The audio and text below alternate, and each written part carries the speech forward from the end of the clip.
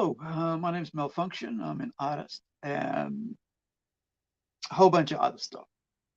As you know, I do podcasting. I interview a whole bunch of people that I find interesting to talk to, that I seek out to be on my stream to discuss whatever, I think that makes them interesting. Apart from that sort of stuff and organizing events and writing comic books and illustrating them sometimes, designing their logos, designing their characters, um, working with a whole bunch of artists from all over the world and locally here in New Zealand.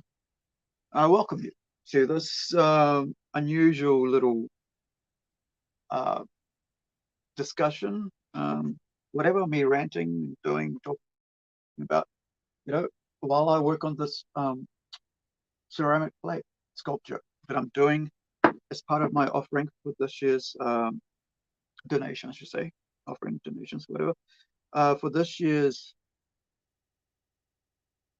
fundraiser, New Zealand, the Quarry Arts Centre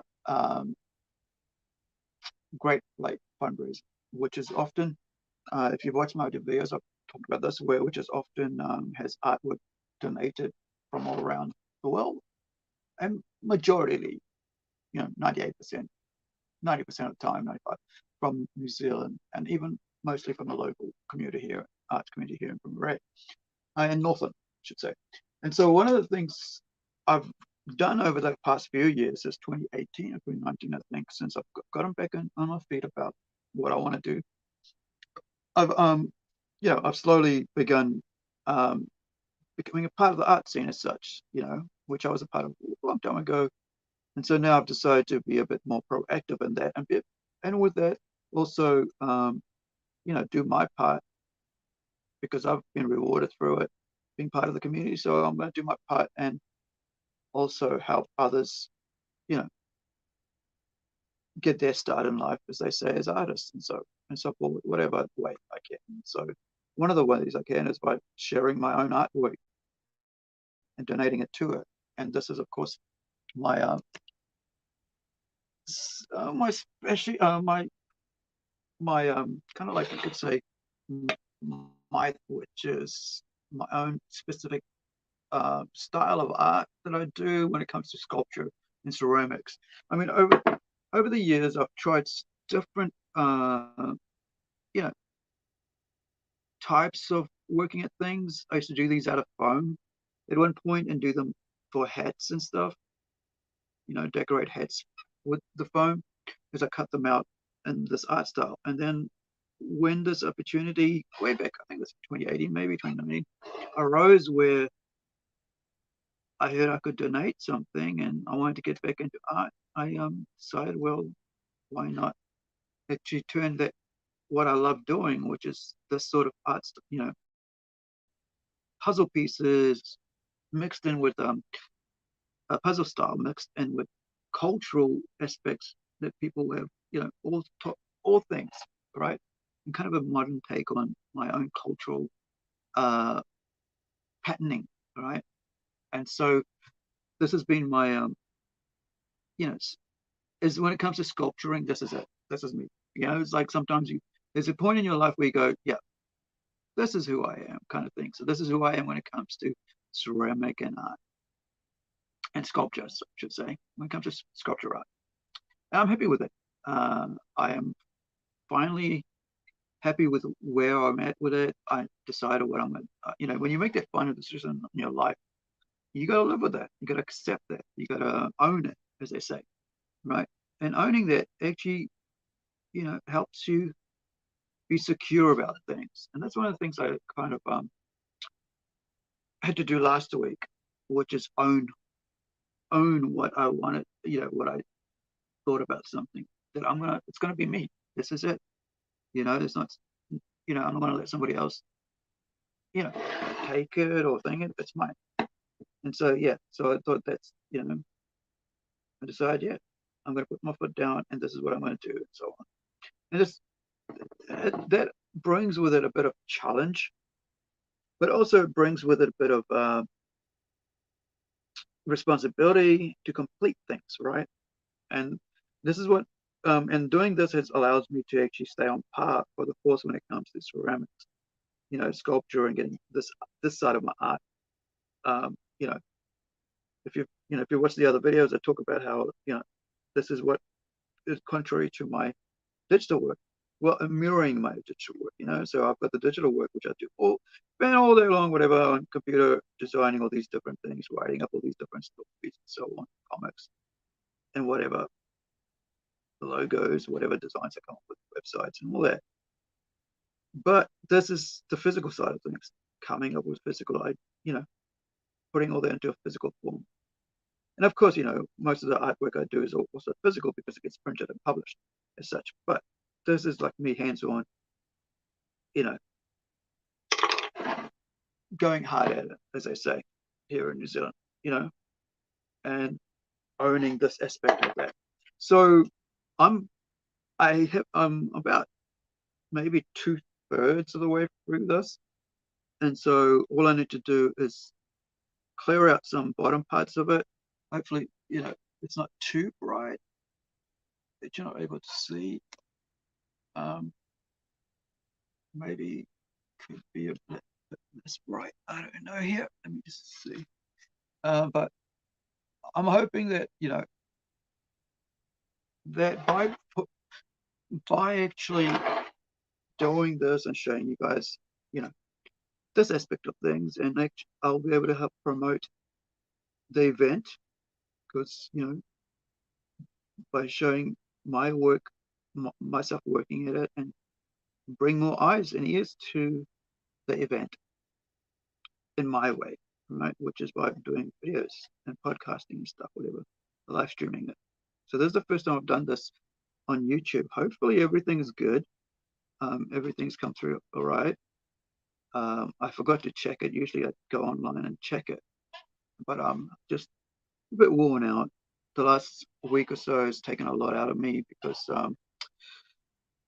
it's been so much to do, and so I was just lying in bed before I would have nodded off if I didn't get up to do this because I've had an exhausting day, and so it's not something I want to go into. But I had a meeting today, and I do talk about some things, and so it exhausted me mentally and physically, and so and then I had to wait for an hour and a half today, for almost an hour and a half, for taxis out of all that. Which meant I got home really late.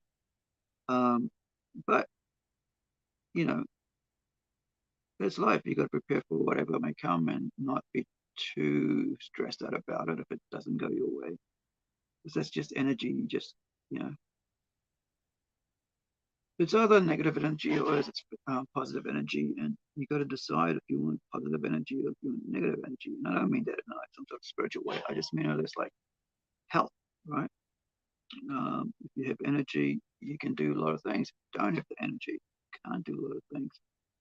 Especially, you got a bit too much of that. Put some water on there. Get that moving piece in there. Especially if you want to be productive, it's important to be, which is what I found today. I decided today I was going to take a day off all day and sleep in because I'd just been exhausting myself too much. And then I realized in the middle of the night, yeah, I have a meeting I have to be at. So that was that. But it was cool. I got to say things, get a few things off my chest, which is sometimes necessary to move forward, right? You got to be able to say some things and move on. It's like emptying out that, the bucket that's your life, so that all the bad stuff in it, and then you can fill it with some good stuff, and then you can move on. And not only that, you can actually appreciate yourself for what what you're doing and stuff. I find as I get older, I have more challenges, and I have more. At the same time, I have more success. Yeah, not success, but achieve more. And with achieving more comes more issues and more, and so on. So you just gotta, sometimes you overwork yourself trying to get them all sorted. So I've been glad in the last couple of weeks we've been able to add some more people into our, you know, into what we're doing and let them all do their thing. Just giving them their room to work in what they enjoy doing and go on from there. I'm quite privileged in a sense that we have such a great community here in my city of Whangarei. It's such a nice, such a close knit. I mean, not such a close knit. I mean, it's just that everybody just about knows everybody, which is, all knows somebody that knows somebody that knows somebody, and you don't get that in large communities or cities. You just, you kind of lose that. So I like the fact that we're like a little village, like a big village, I should say, not a little village, because we are quite big still, but not to oversee, major city type villages, kind of what I mean. So anyway, doesn't really matter really. And so I just enjoy the fact that we are such a close knit artistic community, because art plays, a lot of people don't realize that art has a lot of brings forth a lot of amazing things to our lives. Like you look at media, right? That's all based around art. People don't, when you're raising kids, you should be able to, and children, teaching them whatever, should show them, give them appreciation for art and literature and music, because all that is hopefully one day will be some allow them to fall back on in the hard times, to be creative and come up with their own art, come up with their own music, come up with their own books and stories to tell. And like they say, there's always there's a poet in us, or there's a writer in us, an artist in us. It just depends how much time you spend and trust and belief in yourself you have, that that helps it come forward. So one of the things is, um, you can help that along is by encouraging people who are just starting out in it. And that's my whole thing with, this here, is that by doing it, I can encourage other people to do it as well. You know, and then also the funds raised will go towards helping other people be able to get, whatever they need. Hopefully, by for what they're, they go to the centre for, and keep that, you know, keep it open and help, other artists move, you know, produce a place to work at a lower cost, whatever, or, studios, resources, exhibition of their work, making it, showing the road there as such. But also it offers professionals to be able to exhibit their work in our community as well, from all over the place. I think that's a great thing about something like that. You're networking with people from all over the place, showcasing the artwork. Who knows who's there, from what's, what gallery, doing what in their capacity, and they can see the talent and, offer something to to them, to the artists present, or even people just be able to mentor. It's not always you're ready to exhibit something. I won't be ready to exhibit my own stuff for years yet, because I just don't have the time to do it. But when I do, hopefully, a place like, you know this will be, Quarry will be available to me to do it in. But there's other places as well. There's Megan in Whangarei. There's the Whangarei, Museum. There is the Megan Dickinson, um, Gallery, MDK, no, MKD, MDG. I'll get it wrong, I'm sure. But you can search online, Megan Dickinson Gallery, I think. But yeah, it's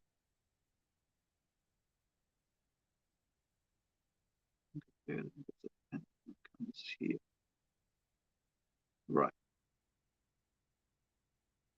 But yeah, I'm just so glad to be able to be part of it.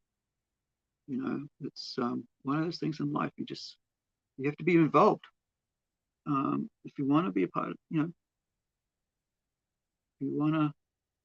The only way you can be part of something is to put your right foot forward, and then put your left foot forward, and you move forward.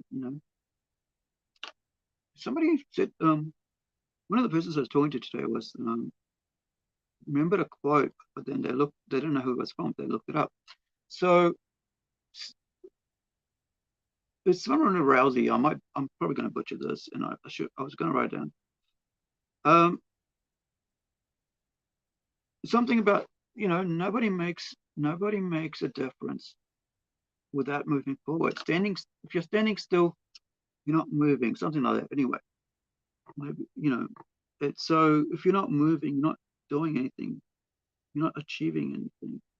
You look at Gina Carano coming out of you know MMA, having spent all that thing building herself up, body, mind, handling it, and we shouldn't, and just a great kind of role model for females, young females, saying that, hey, you know, you can too compete at this level of physicality because I've been able to do it, and same with Ronda Rousey, you, Misha Barton, I can't remember, what was it? Was that an actor's name? Misha Tate, I think it was Misha Tate. I used to watch all these guys wrestle. So sorry. Uh, you know, fight in the Ultimate Fighter, UFC, and so, and the other one I can't remember. All right. And so, you know, it's just such a great thing to watch someone achieve such greatness because they've kept at it, they've skilled themselves up, they've worked, and they've observed every chance they've had because they've kept at it. Not because it wasn't hard, I should say, but because it was hard. We respect and honor those who work hard. We don't like it's as human beings. We don't like cheaters. We don't like people who take shortcuts as human beings. It's in us. Like it's something that's in us that says that we do not like cheaters because we feel like nobody likes to be cheated out of something. So if you see someone getting awarded or rewarded for something that they haven't actually worked for, it gives you a bad taste in your mind, in your mouth, and in your mind. You're thinking, how could they, how could they put them in there, and how could they get rewarded for something they haven't achieved, they haven't worked hard for. And sadly, people get that, do get that sort of, um, you know, do find themselves in positions where they haven't achieved anything, but they are rewarded, or they've cheated themselves there by riding on the back of somebody else's tails, as they say, or on somebody else's back, right? Or holding onto somebody else's tails,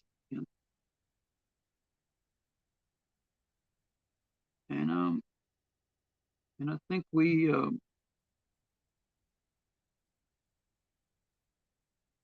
humans are very conscientious of that sort of stuff. So, you know, it's best to work hard at what you do, try to achieve the goals you set for yourself. But first thing, have a goal in life. Of course, it's not going to happen overnight, as Rachel Hunter once, used to say in an ad here in New Zealand. I'm sure it's gone all over the world, but it was for a shampoo ad or something. It's a L'Oreal, I can't remember. It won't happen overnight, but it will happen, right? But sometimes it doesn't happen at all, and you can become bitter, and bitterness can take you down some very dark um, places. And one of the other things about bitterness is that it's the people you're bitter at, they couldn't care less, because they've moved on. And so it's kind of like it's you that's still feeling it, but the person who caused it, for you to feel that way, has moved on. So you need to train yourself to move on as well. And that's something I learned a few years back, by watching TED videos. How to teach myself to move on certain things, right? But and how to teach myself to become more productive, more mindful of my own weaknesses and of my own strengths and stuff. So it's um it's a different world, as I say, we're living in right now. So people who haven't achieved, people who haven't worked for anything are getting rewarded all the time. And it's hard if you're someone who works, works really hard at things, but does, and then, like I said, you can become bitter if you're not getting rewarded, you're not getting rewards coming your way. And that's why, like, the whole participation thing really annoys me, because it doesn't teach kids to appreciate working hard for what they have. It doesn't teach.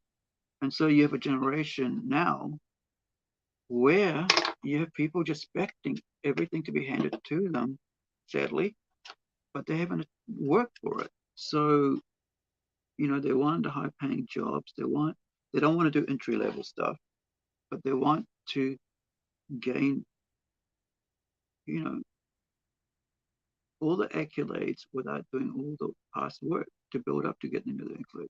Imagine getting an Oscar for your first role ever, not because you're a great actor, but because, you know, because everybody's got to get an Oscar, right?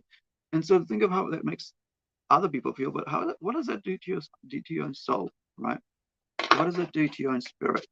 In New Zealand, we call it mana, right? What does it called do to your acceptance or your person, your being, right? So, what does it actually make you feel in the end to see having achieved, having done nothing to gain that, but you've just taken what somebody else, has worked for, but because you knew someone, because you made the most loudest noises, and now you're getting it. Or the worst yet, which I find really profound right now, is because you're the right color, or the right, you have the right sexual preference. I'm finding it quite difficult right now to watch uh, movies and TV shows with, well, so-called colored people, right? People like me in it, with my skin tone in it. What do I mean by that? Well, imagine finding out that, or, imagine that something has been done so often that you just, that so often for, let's just say, okay, but say every single role for 5 years has been given to a certain type of person or ethnicity, based just because of their ethnicity, not because they've achieved anything, not because they have a roster of work, right? But they've been shortlisted every time because of who, of their preference, sexual preference, chosen gender, right? Or whatever, right? But they haven't, it's not, that's the only reason, sorry, not but that's the only reason. So after years of seeing that, you begin to question, rightly so, right? Whether the person that's been given the next role is being given just based on that, not on merit or a list of, you know, talking about art. I mean, sorry, talking about TV and film here, right? And so they've been given all that just based on sexual preference, chosen gender, and skin color or ethnicity. So, like, this is what I find, like I said, I find difficult. This is why I stick with anime right now and cartoons, because I don't have to think about why that person's been chosen to be in that role, because it's just a cartoon. It's just drawn, right? And sometimes they bring that into the forefront as well. These activist types um, who work on them sometimes on these things, especially in the Western thing, and they're trying to influence the Japanese and Korean, and of course they'll get into Chinese soon. But none of those countries, if they're smart, will listen to these idiots. But yeah, so you know, I basically go, well, I don't even want to think about that, so I'm just not going to watch it, right? I don't want to question this anymore, whether they got in there because of merit or because of that. So I'm not even going to spend my thoughts or my time on it, thinking that. If I'm going to need to think that, I'm just not bother watching. So, boom, no watching. That's it. So imagine I'm just one person, but now put behind me like 1,000 people who think just like me. Cool. Okay, so there's 1,000 people now who think like that and don't think that. And note that I'm my skin color, right? And I'm the one who's saying this. So after watching this happen for a few years now, where merit-based system is being replaced by activism and ideology, which is kind of sad, because I mean it just means that nobody's got a chance now. You can, I mean, those who try work hard can forget it, right? There's no point trying hard. And what is that teaching young people? Sure, these adults can muck around and make all these choices based on ideology and all these fanfare of their, whatever. But what is that teaching children? You have to ask yourself that as an adult. If you're running a studio, if you're running, you whatever, film, if you're thinking about making a film, if you're thinking about making a TV show, what are you trying to tell your future or future paying audience?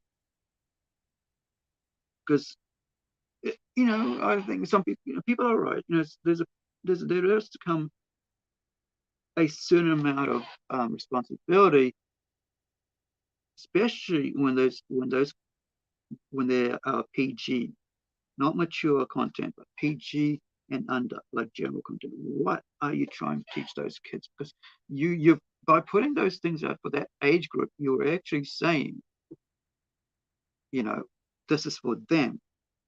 Whereas if you're mature and stuff, and remember, those kids, their minds aren't made up yet about what they will think, and that's why it's important to be careful of what you're putting out there, like for these messages.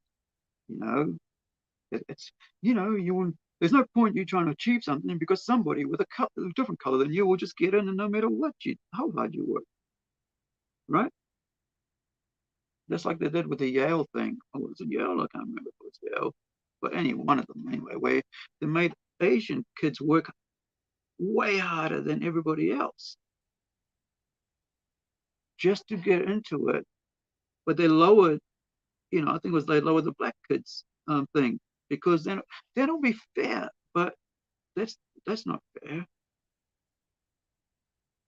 You're teaching one group not to work hard to achieve what they need to achieve to get, get move forward in life, and you're teaching another one that they have to work harder just to, work more than hard to get where they're going. So you're dumbing down one and you're making another group even more smarter to work into that. But that's actually not good either, because there's resentment that comes with it, and you don't want people to be resentful of another race. And this is what I find right now, that all these studios, all they're doing is creating resentfulness amongst the audience and the actors.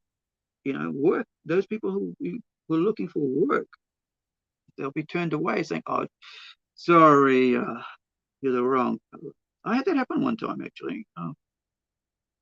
You know, but it wasn't major, because I was told that they were looking for someone with my skin tone, and I was like, "Yeah, we have enough now." But didn't even get a chance to say, "Can I try out?" Even I don't even know what it is. I just thought it was going to be fun, just to be in this movie, because it would have been cool to be a part of something local in that sense. And but yeah, and I was studying film at that time as well, so it could have been, could have added to my little, you know cross credit, whatever, but it doesn't matter anymore, because it's not, and plus I did have 3 years of acting behind me, live stage acting,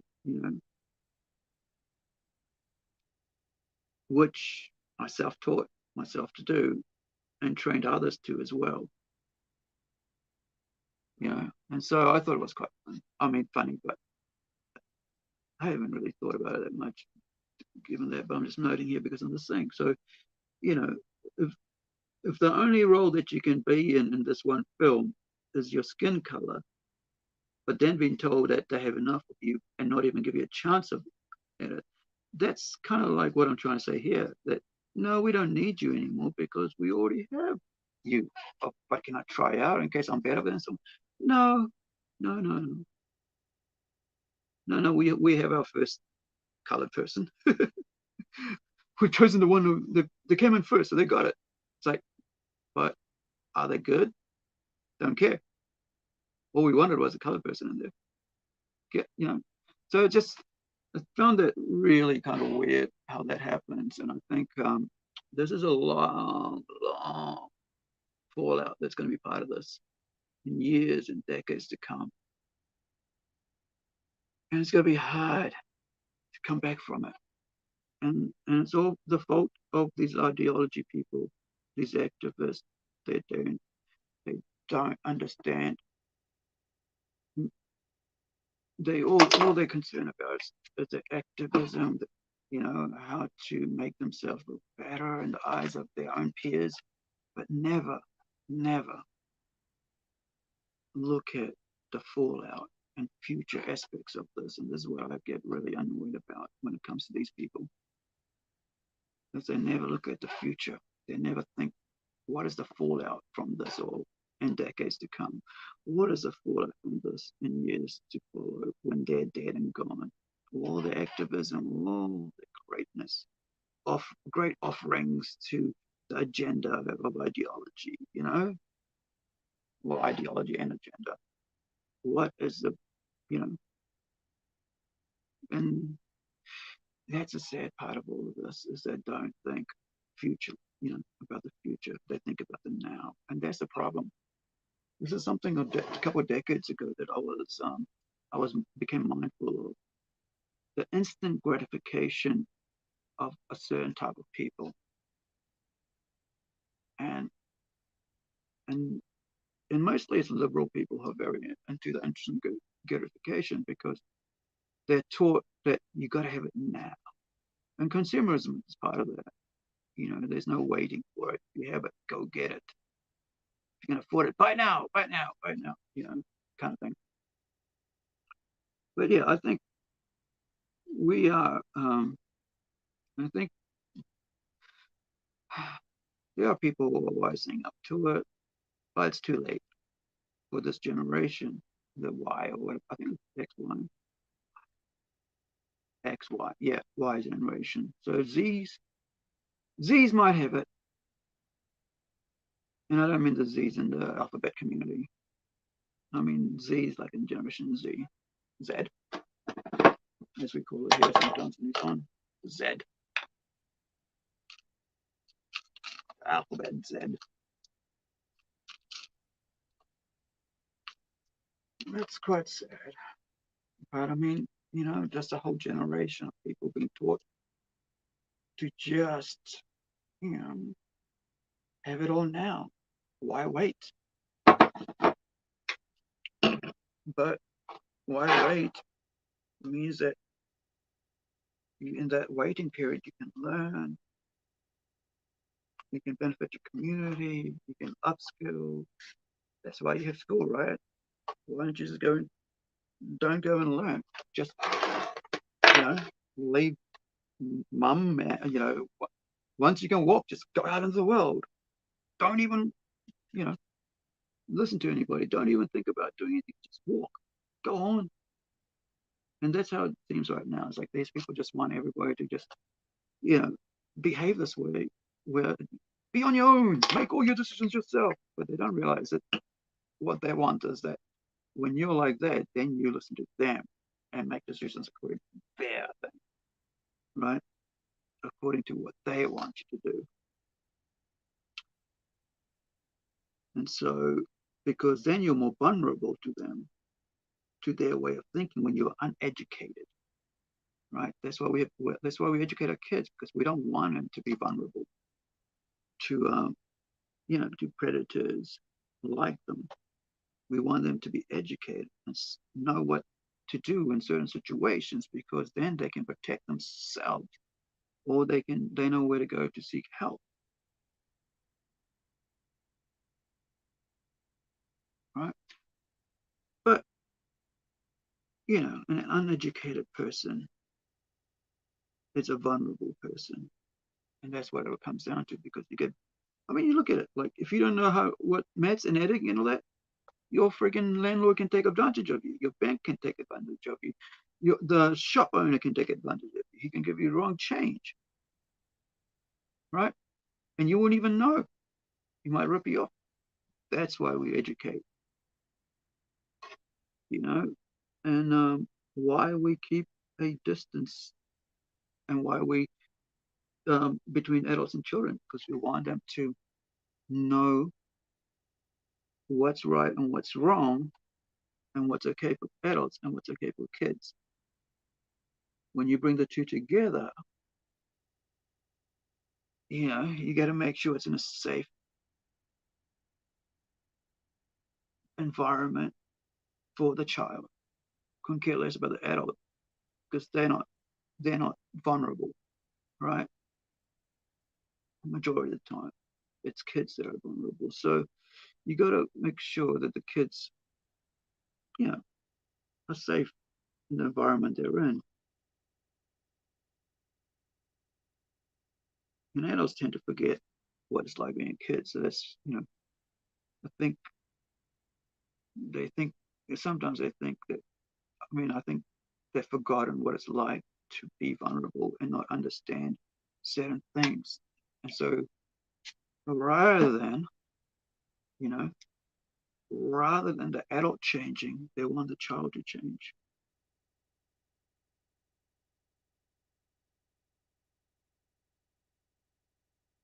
And what do I mean by that? I mean by, rather than taking the adult away from the situation, right, they put the adult in the situation to make the child more vulnerable. I think it's kind of sad. And it goes back to the gratification, right? The adults want to be gratified when they see kids doing what they're doing, right? What adults should be doing, and away from children.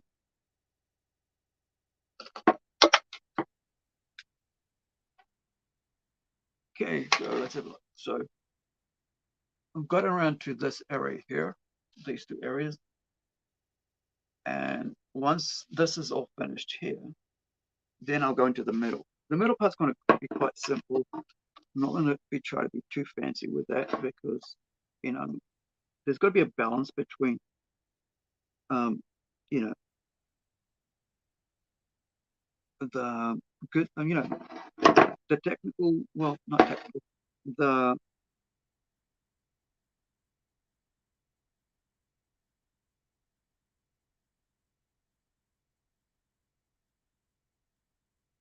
the you know special stuff. as they say, and the not so special stuff, right? I mean, simple. Like some areas have to be simple to balance out the the busy stuff. If it's all busy, there's no sort of what's it called? No sort of attentions. Like there's no attentions everywhere, and and sometimes I kind of like start off that way, but I get I get too busy after a while. I found that out with a promotion poster this week, that my first idea, which was to keep it simple, which I've done every year. This year I just got a bit. I was trying to be too, take myself out of it and promote a bit more of our city, and that sort of actually turned out to be not a good idea. So I had some help making me see straight, I guess, just to clear it out. And I had a friend basically say, "Hey, this, take another look at it." And I said, my idea was to do that, but in the end, I just got a bit. I was too, it's like I didn't rest enough, and I was like, when you can't see the forest for the trees, or the trees for the forest, either or works.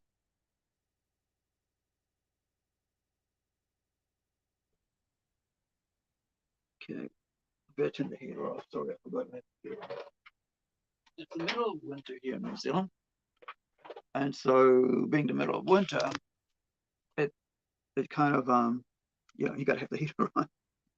You guys know all that everywhere else. You guys have some of you, if you're watching, you probably have snow where you are. We don't get snow right here where I am, but we do get snow down the south, the colder area near the nearer to Antarctica. So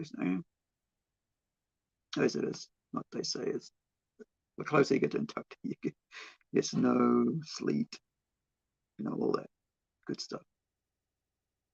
And I used to live at the bottom of New Zealand at one point while I was doing my filmmaking course,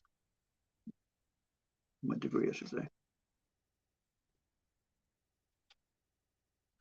All right, I've got this one little spot here,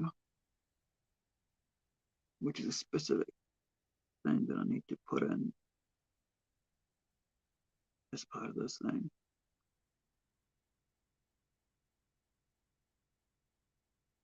And then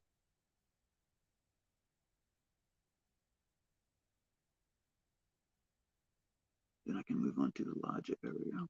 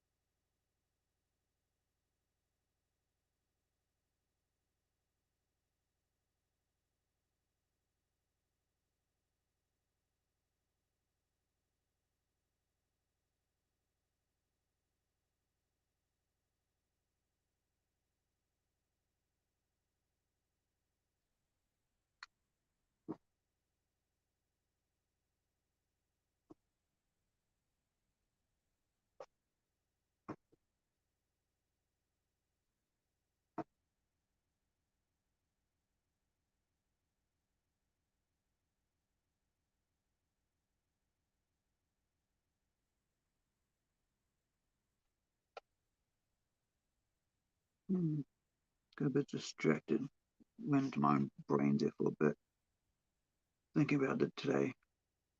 Um, okay, so let's cut this little piece out. I'll dig this little piece out after I cut it. I watched something I didn't want to do because I was just disappointed over the last several years of watching. Having you know disappointment over the Star Trek franchise from CBS. I think it is that owns it, and so I don't want to watch New Horizons or whatever it is, New Grounds, whatever it's called. Brave New World, sorry. Yeah, should know that. Brave New World, right? Um, but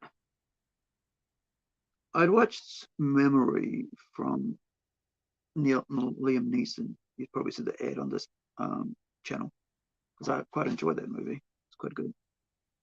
If you like a good, you know, thinking, not even just thinking, but a good, revenge story type thing, assassin, contract killer type, that sort of subgenre of action movies. It's worth watching. I gave it a 7. But it was quite good, 7 out of 10 on my IMDb rating thing on their website. Yeah, it was. I mean, I like Liam Neeson's acting. He was brilliant in it. Once again, he's always brilliant with this one. Found really, I really like this one because having dealt with older people, I mean, it's older. The gentleman he acts as, the character he is quite elderly, right? Kind of like maybe say 70s or something, and he's losing his memory. And I have a problem with memory because I've had several head injuries. I find it hard to recall dates and faces and names. And also, it takes me a while to form, you know, really form questions and stuff when I'm actually interviewing people. So I tell them all ahead of time that, hey, bear with me when I'm actually talking to you. Or when I'm about to ask a question, it's going to take me a bit of a while to get to it because it's just the way my brain works. Or it doesn't work, I should say. That causes me to do, you know, take a bit of time to come to it. And that way my guests are aware that there's a time when I'm talking to just allow me to formulate that because I'll get to my question. It just takes a bit of time. And the other things I enjoy talking to people about what they're good at, and plus, what their skill sets, and plus it also helps me to think about the stuff I'm good at, and I can, what I can get better at, and and so I mean, at the point there, I was like doing 2 a week, and I just found that I was exhausting myself, and that one a week is enough, right? One podcast a week is enough, and so on. And so yeah, so on some, I thought one is enough. Don't overdo it because I don't have the time to do more than one. So why push it, right? So yeah, so I decided, well, one is enough, and one is what we'll do from now on a week. But that also, you know, gives it a bit more novelty to have someone really cool for a whole week. You can listen to, you know, um, I mean, go through and stop and then listen again. And by the time you finish that, you've got a new person to, you know, listen to and watch whatever week after.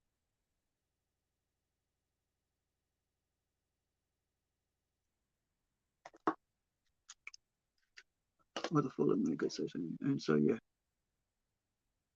so I had to work on my time management on that because I get quite excited about having talking to new guests every week, you know, because I just enjoy doing that.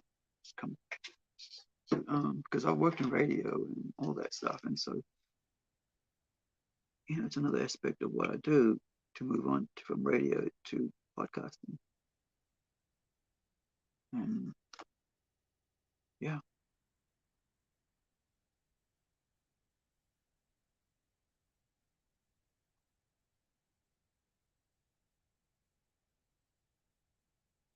All right, so back to Brave New Worlds.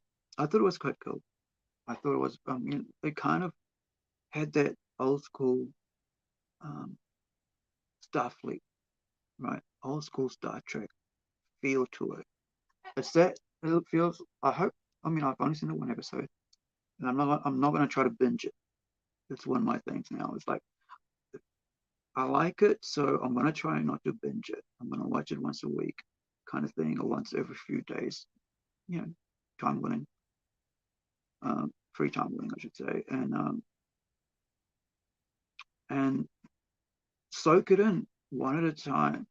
Get away from that whole binging that Netflix has caused me to, most of us, to, to get into. We can just sit down and watch the entire season, and without having any more connection to it, just move into the next one, which is I've talked about earlier. The other video, I mean, the other stream, I mean, whatever, the other video was that I've uploaded about as part of this is like where, that kind of like ruins the experience, and there's no connectivity if you're going to change to the next one and everything. So all that emotion and thing that you felt is gone straight away. Immediately, it's just gone. All right. So now you move into the next emotion, and the next half hour or hour, whatever. And so yeah, and that's even in myself, I find that's actually kind of not a good thing to have that up and down constant quite quickly. As humans, we need to take time to deal with emotion, right? So, but because what happens is it compounds, emotions compound. So if you leave things, alone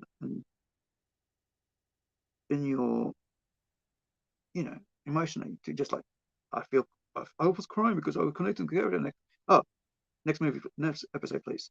You know what I mean? I know it's kind of hard to describe and point out exactly precisely what it is, but it just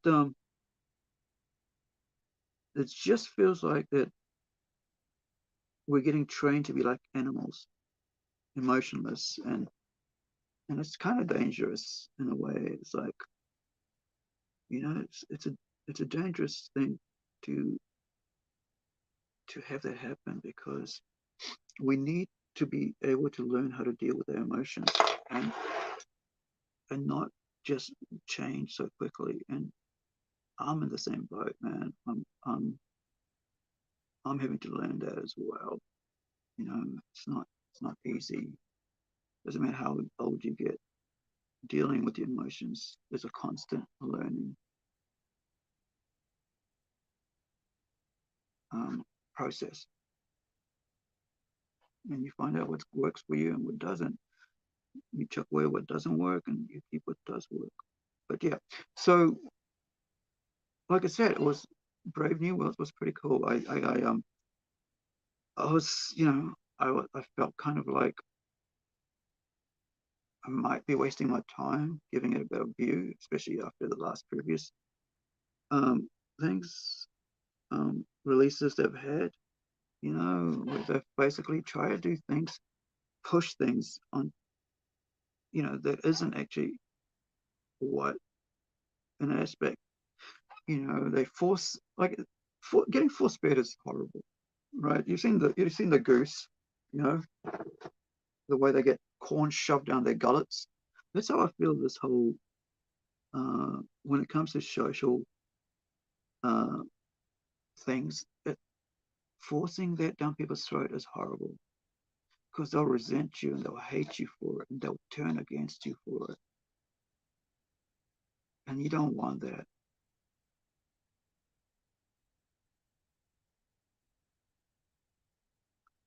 Okay, so I'm moving into this last fifth. Yeah, it's the last fifth. Oops, let me see it. Nope. Let me get this down so you can actually see it. So it's this little area here between the two spikes right here. And then I'll be done. Maybe for the day, because I think I'm getting a bit painful here.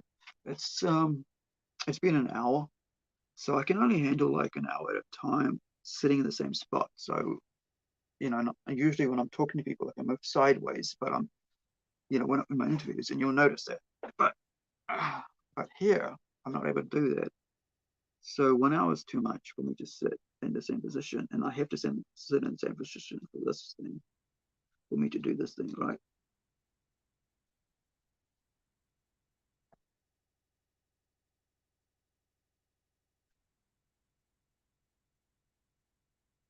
Okay. I think that's it. Yeah, I can't I can't go on anymore. Sadly, my brain's just, like I said, I'm pretty, you know, I had a pretty exhausting day emotionally and physically, and even though it was only a couple of hours, it took everything out of me because of my head injuries and stuff. But I can only handle 2 hours of that sort of talking, um, concentration, full on concentration for that. When it comes to that, when it comes to art, I can just, I mean, like designing stuff, I can just do something, and because usually when I'm doing it, I'm lying down in bed, so my body is actually quite comfortable. Whereas this, it's sitting up, it's pushing my head onto my neck, where I have injury on, and then that weight pushes down onto my back, where I have a spine injury on. So yeah, that's therefore that creates all this silliness, and so I've got to make sure I look after myself in that sense. That you know, and also now I'm just going to have to like spray water on this, and that is to keep it moist, soft, not moist, soft, so that I can continue working on it without it cracking or drying too fast. Because the area I want to work on should have more water, I guess, to a slight extent, because it'll keep that area softer. But the other ones, I'm okay with having that, the other areas get a bit less water, because I do want those areas to be a bit more wet. I mean, dry faster. Or get a bit more harder, not dry faster, whatever. Yeah, but either way. So it's weird. Got a piece of hair on here. What is that from? Yeah, it's a female's hair. It's not my hair. It's way too long. It's probably come off my clothing from today. Bring my people, or maybe it's just, I've had guests. One of our cosplayers came to get a photo taken for a poster this week, so could it be her hair? And because hair tends to drop, as you all know. It's like about 20,000. I mean, 7 or strands or something. I don't know. I used to know that stuff when I was a kid. But yeah. So thank you for joining me for this. I've got probably another couple more of the specific video to do in regards to this before it gets finished. So I'm hoping that it'll be finished next week, or by the weekend, right? And then I'll take it over to be fired in the kiln, wood fired, which gives us this beautiful like red, amber, orange, orange reddish tone, without any glaze on it. So it's the wood etch up, the gum, whatever it is in the wood or whatever. I don't know the technical. I used to know all that stuff years ago. Basically, just while it's cooking, being baked and hardened in the oven, all the ash goes up, but the the sap, whatever, remains around, and it kind of settles on it, and it's this beautiful. Yeah, I've seen. Yeah, it's just this beautiful. If you haven't seen it, I mean, obviously, I'll do a live stream at the event, and you'll able to see the actual finished piece if I haven't done one of that before. So a video of it before. So hopefully, you'll continue to check this out for the next couple of videos until it's finished, and then of course, hope next week I'll post a picture of it saying, "Hey, this is what it is," and on my Instagram and Twitter. It's all under malfunction. So wherever you are, cut it down. You will be safe and look after yourself and your families. Bye.